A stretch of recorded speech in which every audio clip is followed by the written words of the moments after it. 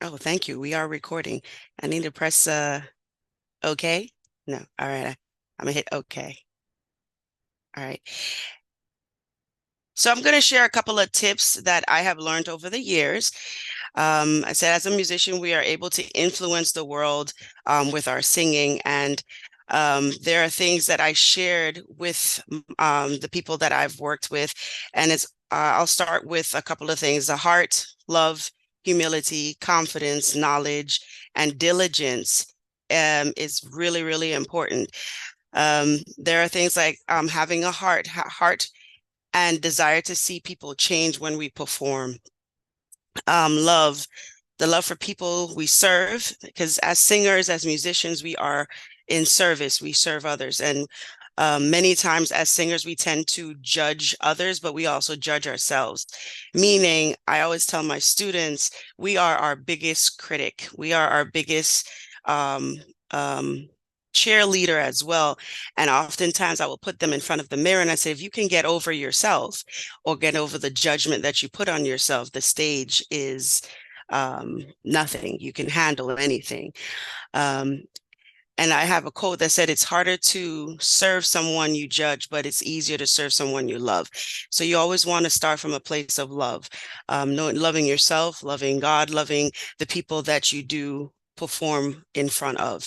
And humility, of course, that is something that um, it's, I say essential. It's our perspective.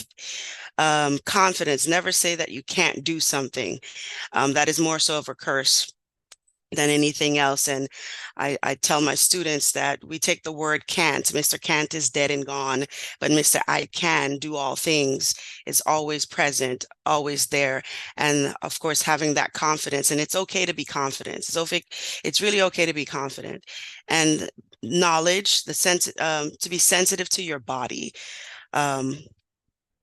And knowledge is also being connected and knowing your body, knowing your limitations, knowing what your body can take, knowing when to rest, knowing um, just how your entire body functions.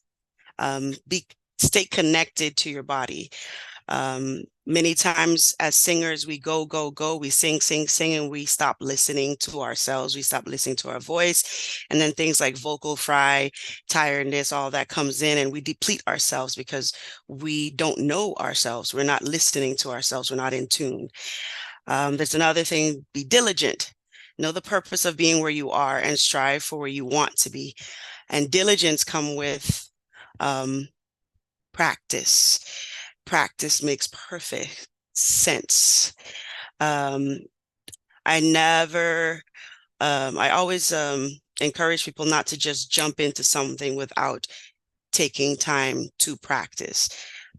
Yes, we know how to sing, but as a musician, they have to warm up. Practicing is a part of that. Warming up is a part of practicing. Um, Willingness to be willing to improve and keep an open mind about everything around you. That's your perspective, and willingness to always improve upon what you already have. Um, and then, of course, trust. Trust the gift that God gave you, but never be afraid to make mistakes, learn from them. Um, Now, being prepared, you never know when you'll be called on. Oh my goodness. How many of us in here oftentimes get the last minute call? Hey, I need you to come and sing this particular Sunday. We need a singer to lead worship. Um, I'm sure many of us have been called. And how many of us have felt unprepared? That is a definite question, yay or nay. Thumbs up if you have to. Well, I've been in that position, and many times I find myself always listening for music. I keep the radio playing, I keep a playlist going, I keep songs in my heart. I learned growing up, keep a song in my heart and go on God's errands. And every time you have a song in your heart, it keeps you prepared, keeps you on your toes if you're always practicing, because you just never know when that pastor wants to switch up the song. What do you do? So that's just a that's just a little something, something to always be prepared. But in that, always practice. Um, so 5 minutes a day when you wake up in the morning, doing that breathing warm up, inhaling and exhaling. And there's something about our diaphragm that we've learned about diaphragmatic breathing. Y'all familiar with the diaphragmatic breathing? Breathe from your diaphragm.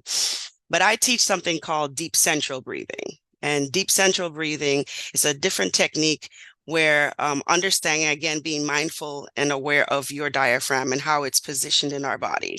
It is this mechanism that every time we take a deep breath, we inhale, it flattens out. And when you exhale, it goes back into that dome. And this is a part of our body that we should constantly be working out. And simple breathing exercises every single morning for 5 minutes a day, whether you're on your back, whether you're in the shower, that warm shower, doing that breathing exercises, doing we call the lip trills, or um, we call it the motor exercise. And the simple thing that is something that helps warm up your vocal cords, keep it nice and coated, keeping everything nice and central. That is part of the preparation every single morning.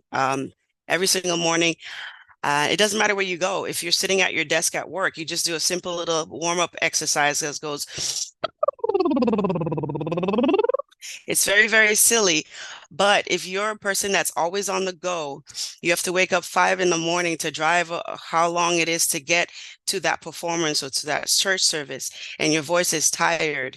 When you're doing that simple little warm up like that, where you put your lips together and you do that drill, that is something that I always recommend. The first thing that you do after you do your breathing. And that deep central breathing is is concentrating on the air that goes when you inhale, you're thinking below your navel. You take that deep breath, the air comes through, swells up, your lungs are filled, and you exhale through your mouth.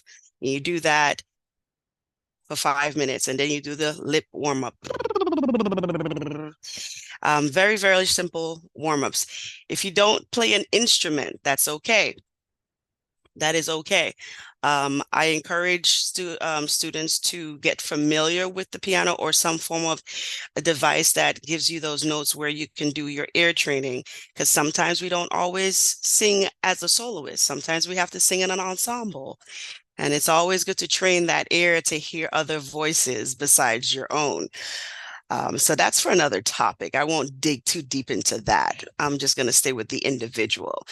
Is everyone following so far? So I'm going to continue to talk a little bit more about preparation. There's another thing about being positive. Um, Again, we are our biggest critic, but we are our biggest champion. The thing about our mind, singing is 99.9% thinking. How we are we approaching the music, the way we think about the people that are around us, why we have to sing, who we're singing to, what we're singing about, how we feel about ourselves, and how we feel about the people that we're about to sing in front of. It's always important to keep a positive mindset. Remember, you are your own worst critic. Begin to speak well of yourself and to help you to perform effectively. Always think well of yourself. And it's not necessarily being overconfident or cocky. It really is, we have to give ourselves our own hug sometimes, especially if we don't get it from others. That's okay. We hug ourselves. We are just as important as the people that we serve. And being accountable, always seek God when choosing your repertoire. Always seek Him before you take the stage and the platform. That is quite an important task. Let's see. Any questions so far about anything that I've said?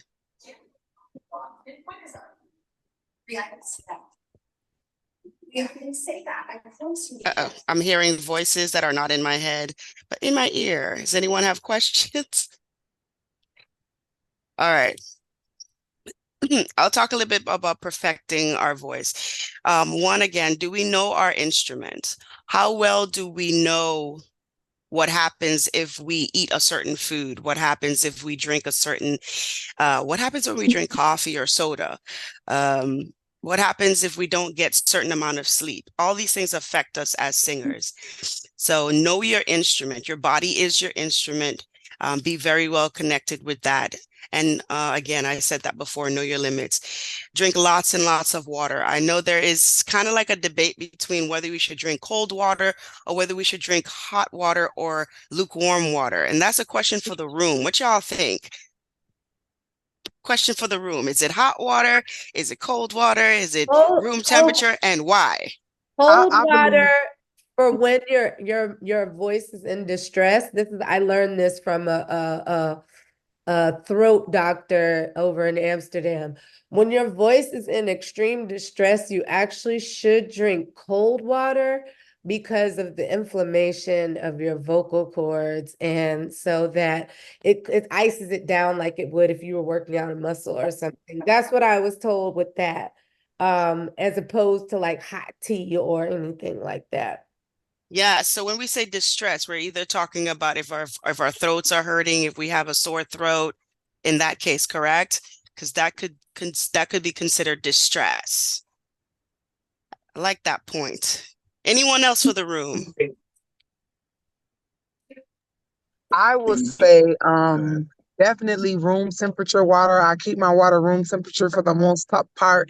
And then for as far as tea, I'll drink some throat coat, some hot tea, and I'll do like about a cup of that. But other than that, I'm drinking lukewarm water because it's, room temperature and it's not too harsh on the throat because hot or cold water could be very harsh on the throat depending on, what's going on. And I also try to keep my throat wrapped up to keep it Yes.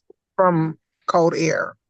Now, one thing about your when you consume any water at all, you always want to get it to the temperature of your body. So instead of just swallowing the water and drinking it down, doesn't matter what temperature it is, right?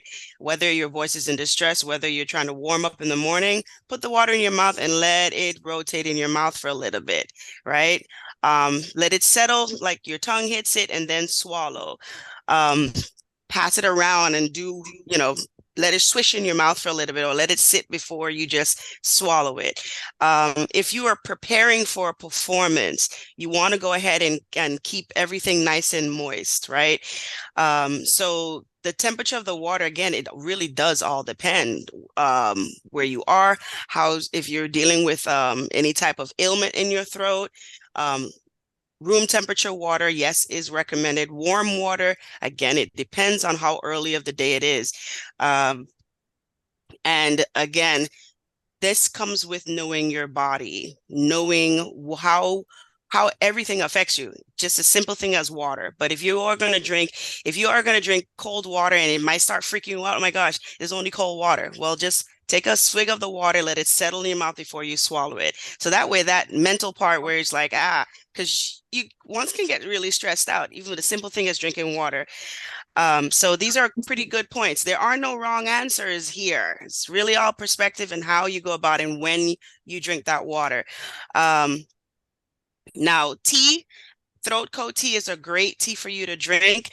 Recommended, of course, now. Sometimes when you drink tea, remove that sugar because sugar can create um, mucus, and mucus could cause drainage or anything like that. Sugars, you want to be mindful of sweets, mindful of those things that you swallow, like sweets and putting sugar. Honey, if you're going to use honey, that is not a problem. But again, um, what is the state of your voice at that time? What is the state of your body of that time that you need to add sugar or honey to it? You don't need honey for tea. Throat coat comes with all the flavors. I do not add anything to it because it's going to make it really, really sweet. You don't need it. But if you're gonna take honey, take a spoonful of honey, because when you add honey to hot water, it turns into what? Sugar, right? So if you're going to use honey, consider using it with lemon. You squeeze some lemon in there. We have a little thing that we use, apple cider vinegar. These are all kind of things that we use really depending on what's going on with your body. If you are absolutely healthy, and you just want to warm up your throat, yes, of course, drink some tea, drink some throat coat if you want to, but you don't need to add anything extra to it. If you are having sinus issues, if you have drainage issues, that's when we're talking about the combinations of the warm water with the warm honey and the lemon and the apple cider vinegar and the cinnamon and all that wonderful stuff that we as singers sing when we're having vocal fry, of our throats are tired, it's early in the morning, we've been traveling or talking and singing a lot. These are things that you might want to consider. But again, moderation, know what your body can take. You might be allergic to some of these things. Always try to find out, what is my body saying to me? What is my throat saying to me? All right. Um, let's see. But that was good. How much time I got left, sir? You have about 3.5 minutes. Okay, great. Yeah. Three real minutes, not Baptist minutes. Okay. All right. So, yeah, so I'm just gonna stay on those basic things for the sake of time. Um, but the part of taking care of your body, doing those warm-ups, don't sleep on those warm-ups. Oftentimes also I'll move over to songs that we sing. There are a lot of songs that we sing are repetitive over and over and over and over and over again. If we try to reconnect ourselves to the meaning of some of the songs and why we are singing some of the songs and just our perspective on that, it could help, it could change how we sing. So if I have to sing "Bless the Lord, oh my soul" every single Sunday, my posture, the way I breathe, could affect my singing because I'm not feeling that song. But if I change my perspective and I remember, okay, what my purpose is, put yourself in a state of, okay, I might not really care about this song right now. However, but there's a purpose why I'm serving.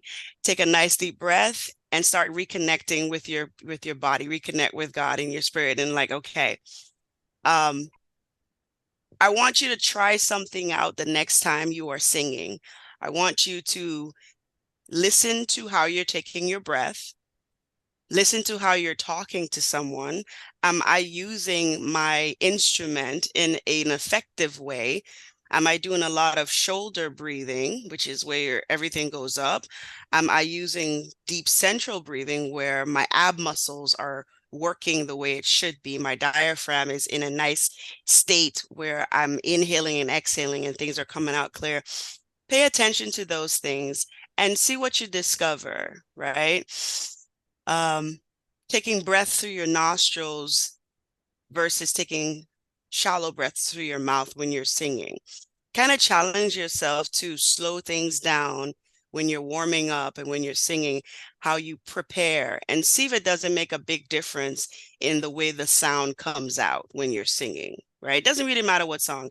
You start off with a song that you can't stand because it forces you to kind of think about why I'm singing and think about it.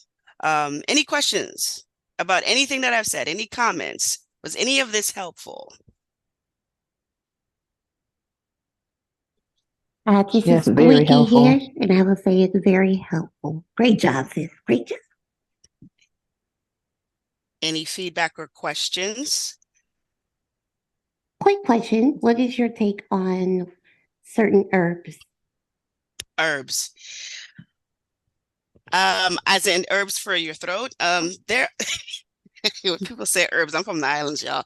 Okay, so Keeping it clean. You know what I'm of talking about. course, and I'm just teasing. Well, ginger is an amazing ginger, turmeric. You want to have those in your closet. You want to have ginger, you want to have turmeric, you want to have licorice root, you want to have garlic, lemon, and so all these items depends on how well you combine them together. Something that I use, especially in the cold season, the temperature is changing. I will always make a tea where a mixture of cinnamon, ginger, some garlic. If you're a person that's dealing with high blood pressure, if you're dealing with sinus issues, those are combinations that really helps all at the same time. Especially first thing in the morning, you sip throughout the day. You add a little bit of Bragg's apple cider. So I think those things are very helpful. But again, as one person said, if your body is in a certain state of distress or need, those herbs really do help. So I do recommend those, but be careful of the combination. Any other questions?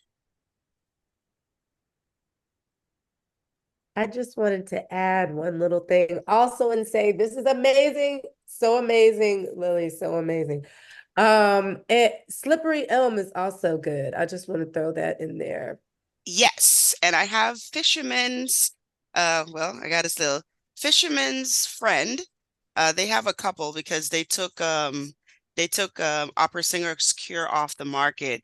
It's now selling for 99 some dollars on Amazon. But there's also the Singer Saving Grace that I call Singer Saving Crack, because that is a spray that works miracles. It helps to, it has slippery elm, it has all those elements in there.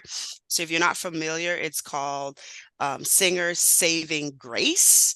It's a spray. And then of course, throat coat also comes in a lozenge.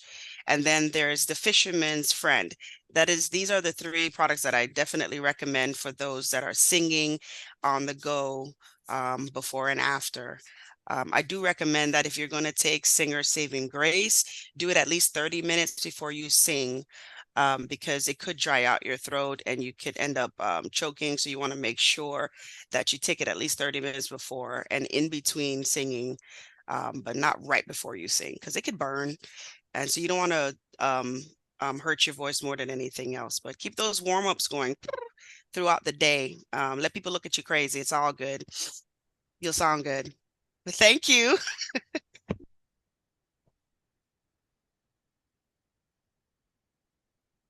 Well, ladies and gentlemen, that was the incredible Lili Forbes out of Tallahassee, Florida.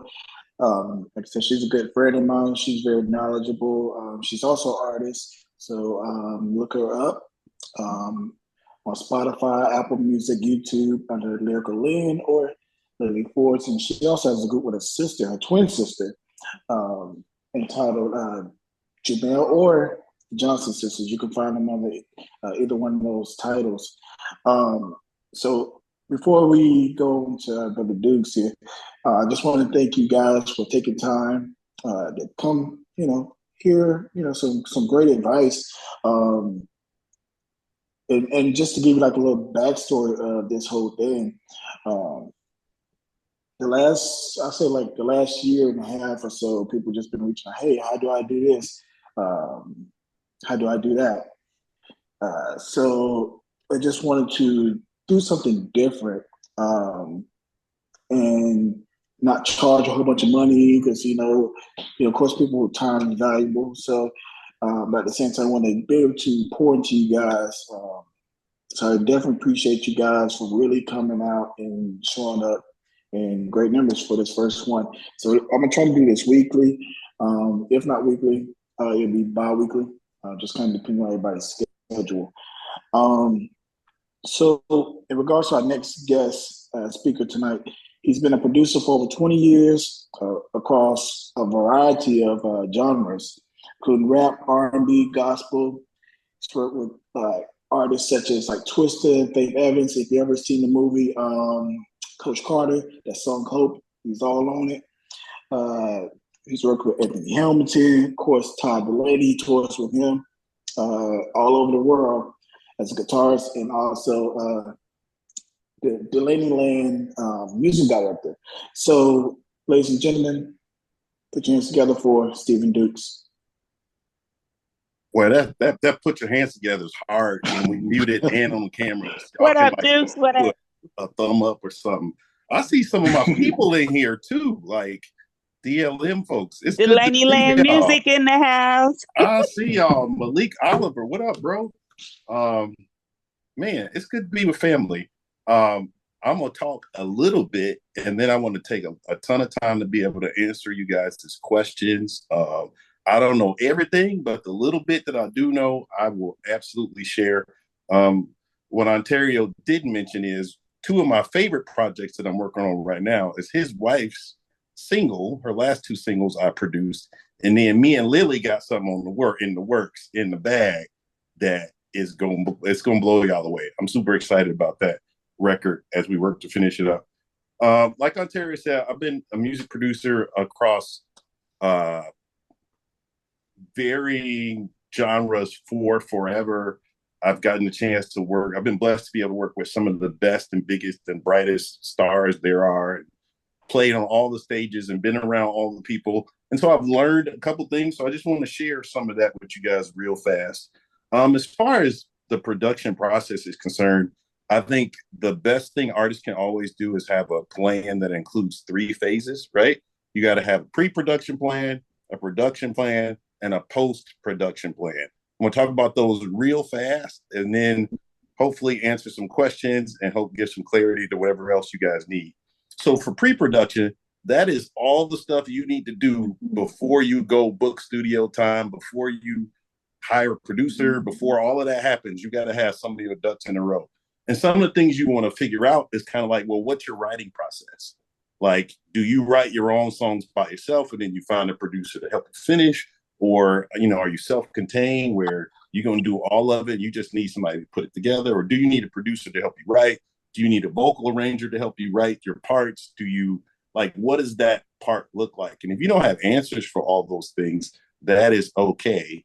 I'm sure all of us know at least 1 or 2 people that do this seriously that you can tap in with and get resources about what you need.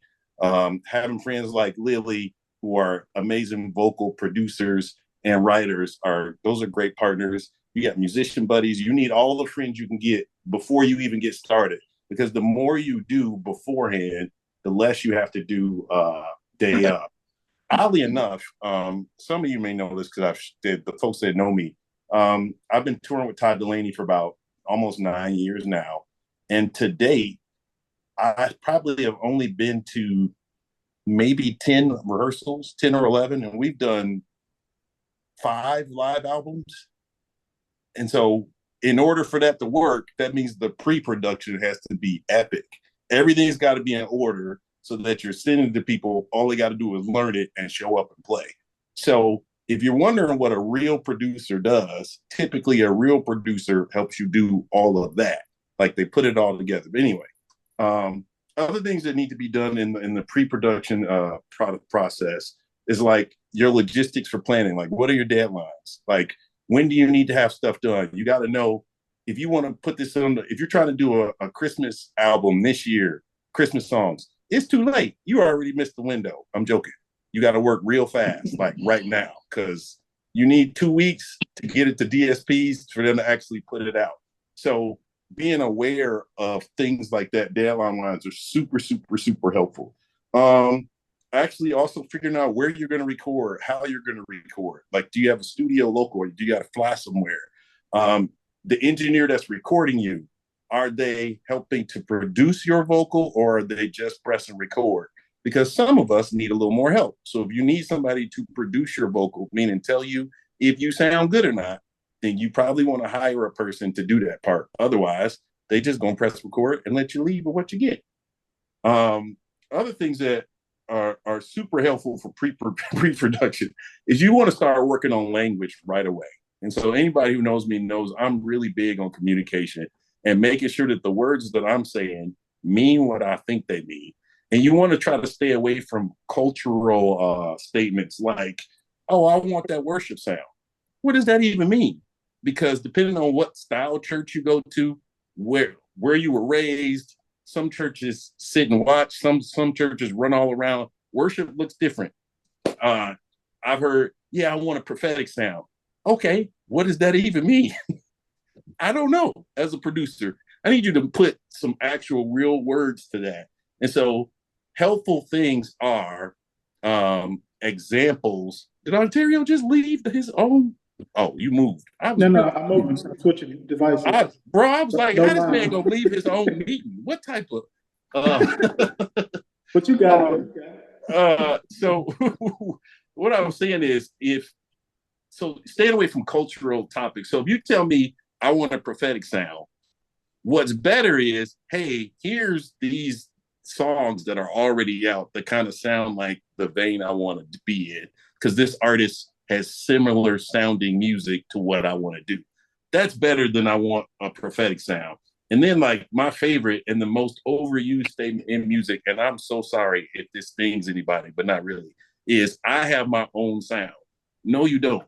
You have a sound that is formulated from the same 13 notes that everybody else got. It's no new sound, it's no new notes, it's no new patterns. It's the same stuff, recycled, reordered, reorganized.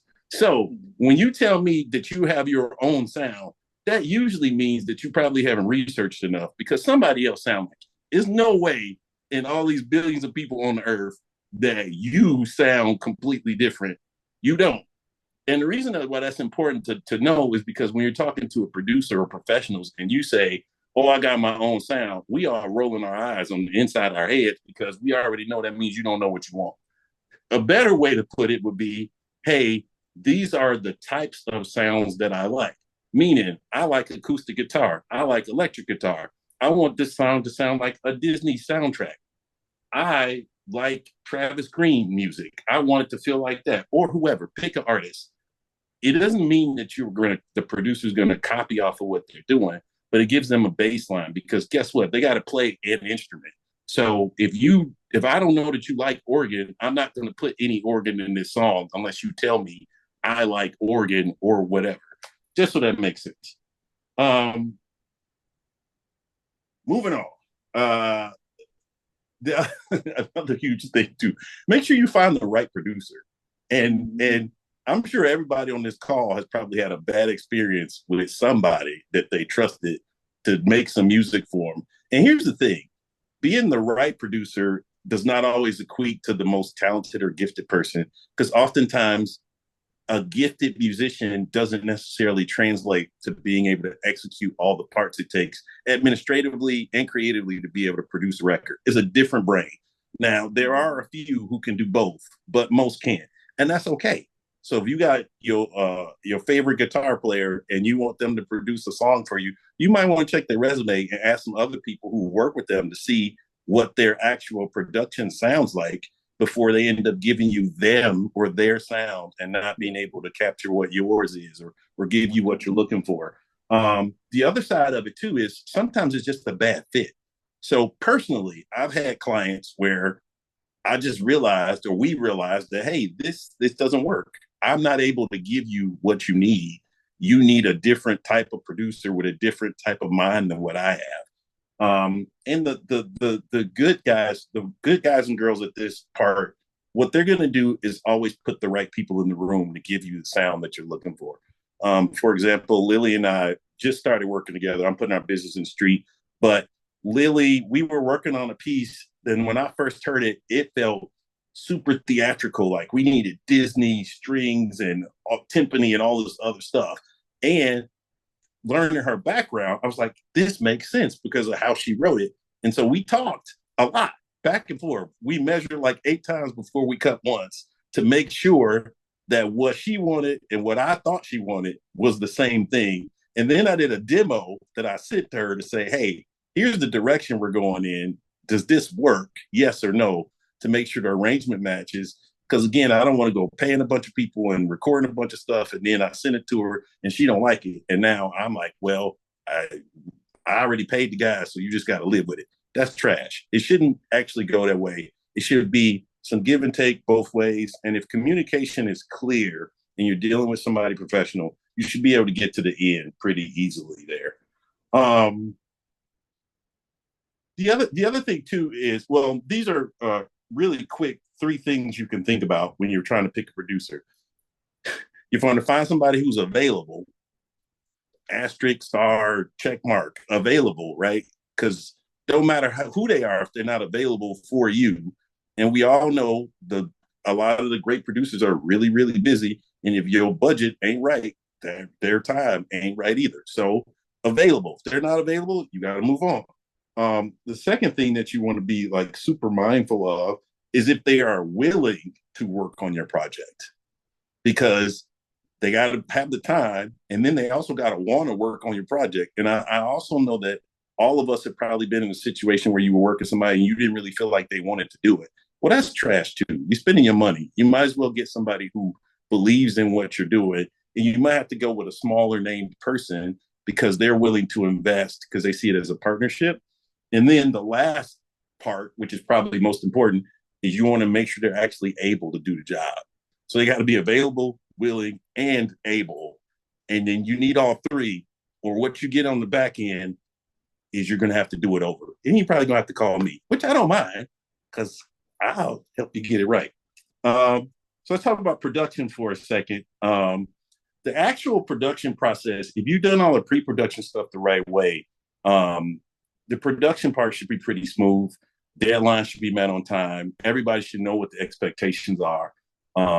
It shouldn't take 3 years to finish a song. It shouldn't take months to finish a record. Like it should move pretty quick. Expectations and deadlines should be set and made. Then you're going in the studio, you have all the files you need to be able to record because you already planned out how you're going to do your part, whether you need arrangement or extra BGV singers you're going to bring in. You want to make sure you do all of those parts well. And here's the thing too. I just want to make sure we're clear on the fact that garbage in, garbage out, for lack of better terms. You're not going to record trash and the production is bad, vocals bad, hand it to an engineer and say, make it sound good. That's not actually going to happen. You're going to get something that everybody trying to figure out who let you get out the house with this as a record. So don't do that. Which again is why got to have a plan. I didn't say this yet, but I will say this now. One thing that's like super, super, super important is having a plan for how you're going to get your money back. Monique, I think you got to mute unless you're trying to tell me something. Oh, no. There we go. I'm sorry. No, you okay? Y'all say, hey, y'all remember during COVID when we was at church on Zoom and people wouldn't be muted and they'd be yelling at their kids and everything else? We used to it. Monique, we all friends. You ain't hurt my feelings at all. What I was gonna say is here's a huge thing that I've been telling artists, like, make a plan for how you're gonna get your money back too. Because I'm really running into a lot of folks that are like willing to invest all this money on the front end, but they're not really necessarily thinking about how they're going to get it back. Because if you don't plan that, you probably won't get it back, which is fine for us because we get paid. But I'm just saying, it would be so cool if this 7-song live recording you just did actually funds itself because you figured that out and you weren't thinking I'm going to sell a bunch of records and that's going to give you my money back. That one's free. You can hang on to that. Once you've done all of the production parts, now we're getting into post, and that's where you want to get it to a really great mixing engineer. Oh, also, here's a nugget. Buy an external hard drive. Get all of your files. Anytime you work with a producer, when they are done, get all of your files. You do not want to have to go back and get something from them.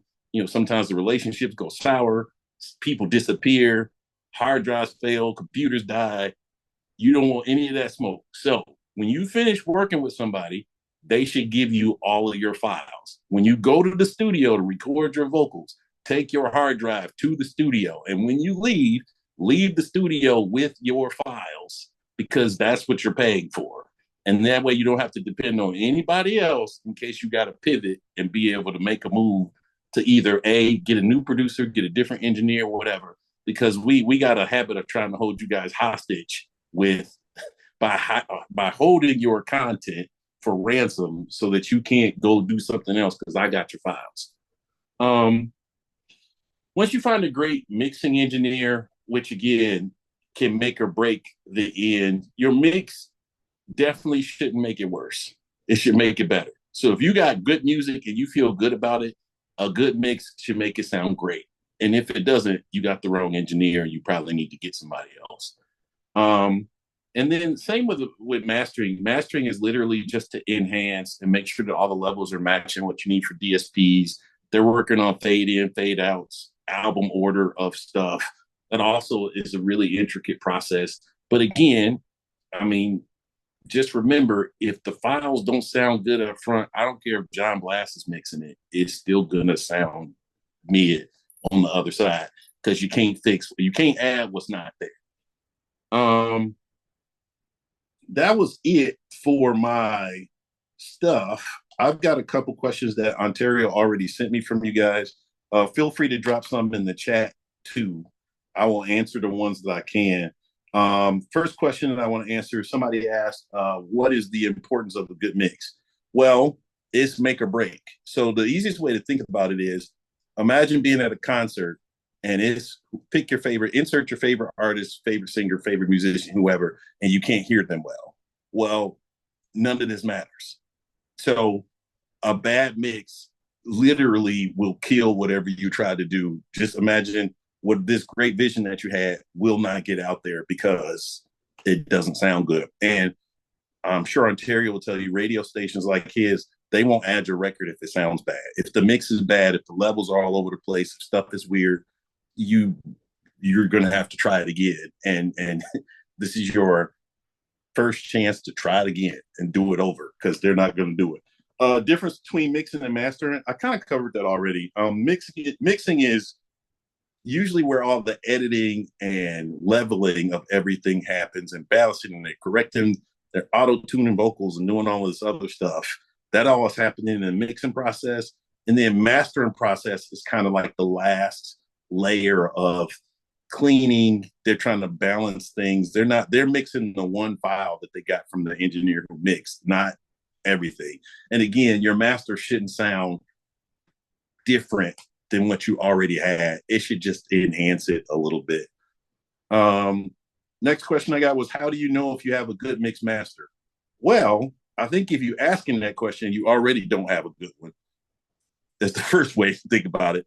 The second way is take music that's already been out that you like and A/B it. And by A/B, I mean whatever you listen on headphones, AirPods, car stereo, whatever.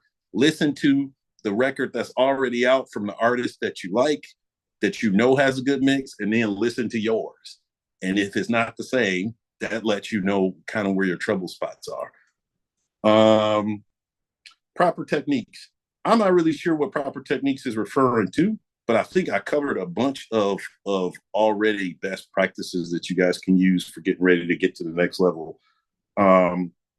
Somebody else asked what good software is.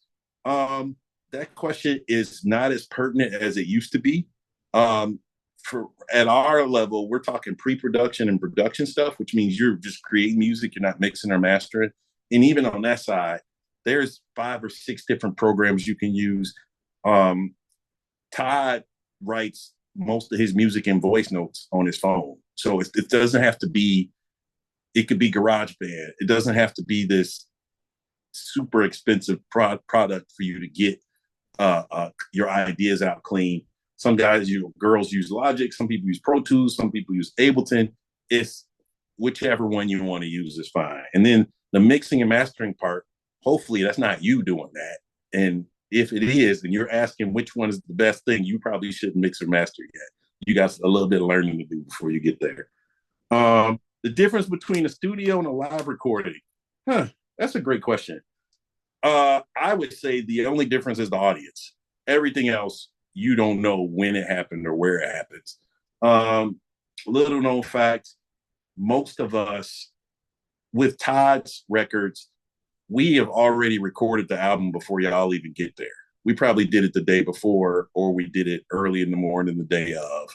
Because when we're in the room doing a live recording, one of the worst things in the world is when you got to start and stop, or you got to do the whole, oh, we didn't get it, we got to go back. And like, it kills momentum. It's a bad experience for everybody. So I personally don't ever do that on records and albums I'm producing either. We want to have everything done beforehand. And I don't know. I'm a fan of do whatever makes sense for you.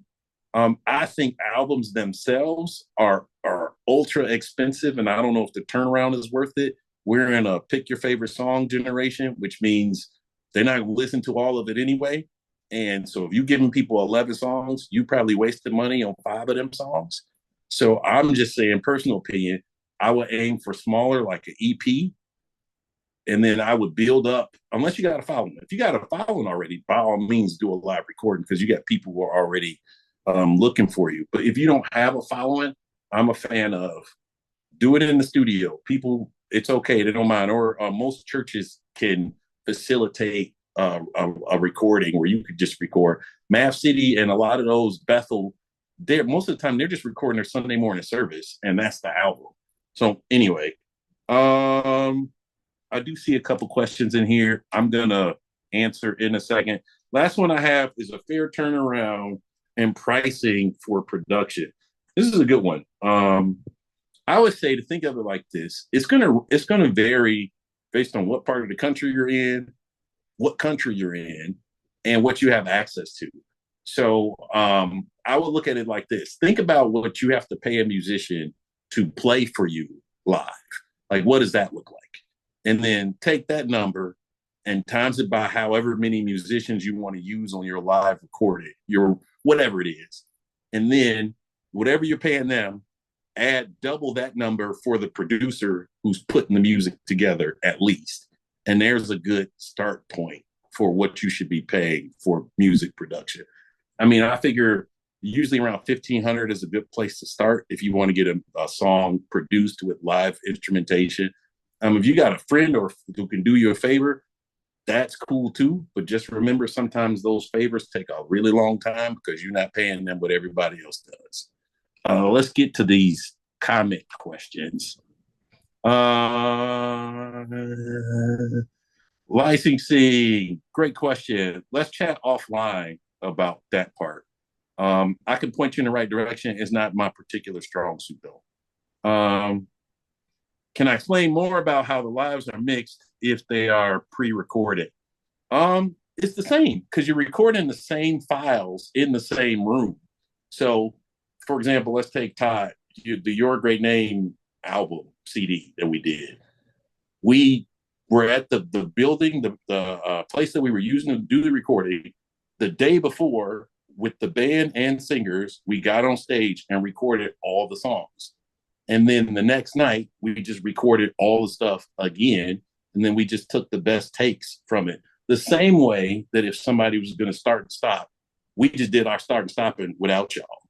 And then the things that we were especially trying to capture is like flows and like just the audience's participation, but we had everything else. So mixing it is the same. Okay. Next question I saw was, how can a new producer build up clientele? That's a really great question. I would say you have to be you have to see every interaction as kind of an audition, an opportunity for you to get to work with somebody on some level. I'm assuming if you're a producer that you either play, arrange, or you can, even if it's just like the beat making side of it, you have a service you can offer. So you want to make relationships with other people who do that. And then you just got to build community. And then in your community, you got to make sure that you're the person who has a great name, so to speak, that you're reliable, that people can depend on you. And then as that starts to build, music community is really small. I say this all the time. If you're trying to work with somebody in music and they tell you they do it professionally, you probably can call one or two people, unrelated, and then those folks will shoot you back to them, to the right person, and let you know. I think somebody's got TJ, that might be you. You might have to mute for it. Thank you, sir. No, you good. Probably in the car. That happens all the time to me when I'm riding. But you want to make sure that, even for me, the most important thing for me is having a good name. Like that my name is good. I don't care what artist I'm working with, who I'm playing for. I know that somebody's going to have to call somebody else. And every door that's ever opened for me happened in a room where there was a conversation about me without me. So I just make sure that always happens. I do want to touch on the technique of recording, if I may. Go for it. So when you're singing on stage and when you're singing in the studio, they're two widely different things. I've worked with singers that are great on stage, but when they get in the studio, they're trying to figure out their pitch. One thing you don't want to do is go in the studio and try to practice when you're trying to record an album. Don't do that. You're wasting your time, the energy of the engineer. It's frustrating. You want to practice everything that you are going to do instead of trying to work that out. And you want to practice at home, even if you have your hands cuffed to your ear, so you can hear what it sounds like. Because a lot of people don't really, they don't have in-ears when they're singing. All they hear is the live sound around them. But when you're in that little box and recording, that's your true voice coming back at you. And hello, welcome. If you've never been introduced to your true voice, get in the studio, you'll see. And that is not the time to try to like, ooh, you want to go ahead and get in the habit of practicing that so you're prepared in the studio when it's time to record. And when you are tired, you should stop, because when you track that voice, the engineer can't make miracles for you. Auto-tune is not going to help you when you track and you didn't prep before because you're pitchy and all this other stuff and you want miracles to happen. I've seen that time and time again with people that I've worked with in the studio. They pay me to go in and coach them while they're in the studio. And I tell them, listen, I will coach you before you get into the studio so you're not wasting your money, my time, and the engineer's time. So that's just another little nugget for you. And to Lily's point, that's why I mentioned earlier that with Todd, I've barely ever been to rehearsal. We've recorded songs that have come out where I got an email 3 days before we were going out on the road that said, learn this song. I had to learn the song. We run it once in soundtrack. And then during the set that night, we'll do the song and capture it and press record. Because the idea is you're doing all your homework at home and you show up ready when it's time to go. And so we can save time, money, resources, and just get stuff done. Any other questions, concerns? I went through all of the stuff I had. I really appreciate you guys for taking the time to listen. I have a quick question for you. You may or may not be able to answer. For live recordings, right? If artists decide to do that, can you share what an average price is normally around? 15,000. Okay. It should cost you 15,000 to start. It's probably going to end up being 20-25. You want to make sure that the most important thing is that wherever you're going to record has the ability to actually capture the album well. You can't use your granddaddy's church if they don't already have a digital console and set up. If you're going to use granddaddy's church, you're going to have to spend $8,000 to bring in backline equipment to make sure that you can capture clean and well. Pay the right engineer to do front of house. Pay the right engineer to capture. Because if you don't get it right, if they don't record it right, it doesn't matter what you got. And again, on the back end, you're going to be stuck with something that you can't really use. So just assume if you're doing a live recording that it's going to run you at least 15 grand and maybe up from there, depending on, whatever moving parts there are. And then however many songs you want to capture in that space, that's kind of up to you. And then again, remember, live recording, you got to do all the rehearsals. If you're using musicians, you probably got to pay them for every rehearsal. You got to, like, all of the background singers, everybody's got to get paid. Everybody's time is valuable. So all of this is factored into your budget for said live recording, which I'm not telling you not to do. I think that there's tons of value in them when you can do them right. But if you don't have all of that stuff lined up, man, do 1 or 2 songs, use those as fundraisers to get to your 15 grand so you can do it the way you want to. And before you go, before we let you guys go, Steven is also a social media guru.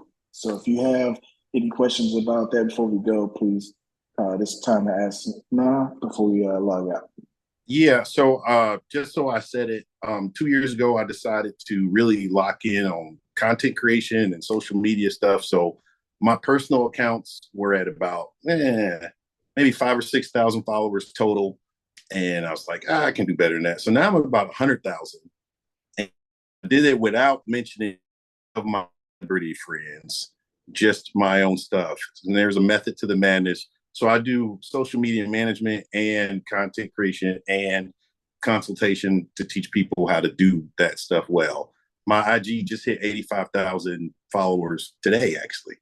And Facebook's at 17 or 18.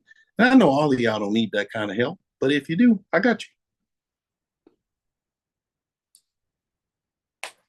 Guys, I definitely appreciate you guys joining us this evening.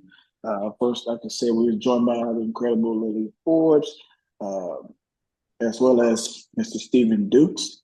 Of course, these two individuals, they're great at their craft, but more importantly, great people. That's one thing I have noticed since I've been a part of the industry in different ways is people are talented, but they're not always great humans. So I can definitely vouch for these two right here, along with some others that's on here. I don't know everybody, but the people I do know personally, they're great as well. So big shout out to each and every one of you guys for wanting to come on and get some more knowledge, because, of course, we all don't know everything, but if we all come together and put our resources together, we can learn so much more and be able to help pass this information on to somebody else that may not have had a chance to get on with us tonight. Like I said earlier, I'm going to try to do this weekly with different people and talk about different things. And people that I bring on, of course, they'll be credible. Some will be Grammy Award winning artists, producers, marketing.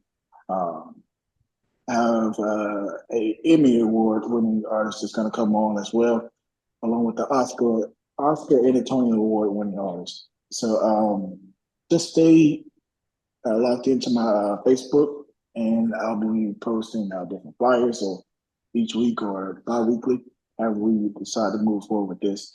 But if you enjoyed tonight and you want to sow a seed into our speakers, listed my Cash App down below, and I'll make sure they definitely get it.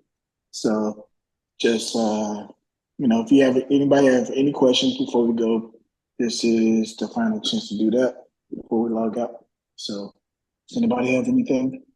Well, I want to Thank go you, Kendra. shout out to Kendra, the 2-time Grammy Award winning Yeah. artist. One time for Kendra. And hey, Deanna. Thank y'all Yeah. for coming in. Thank But you, I do want to sisters. thank you too, Ontario, for having me, and Thank you. Dukes, you the man. And also too, if you guys need one-on-one sessions or whether it's vocal training or you want to learn some production or you need production, they're available and willing to work with you guys as well. Yeah, I will say, like, closed mouths don't get fed. So and money, the conversation doesn't always start with money, right? You just want to have conversations with people and you let them know where you are budget wise. And most of us can find a way to help you get to what you're trying to get done. And it may not necessarily be us, but we can at least recommend somebody that fits within the budget that you got. That is so true. Yeah, and then for the ones that really want to connect with them, just get with me and we'll set that up for you guys.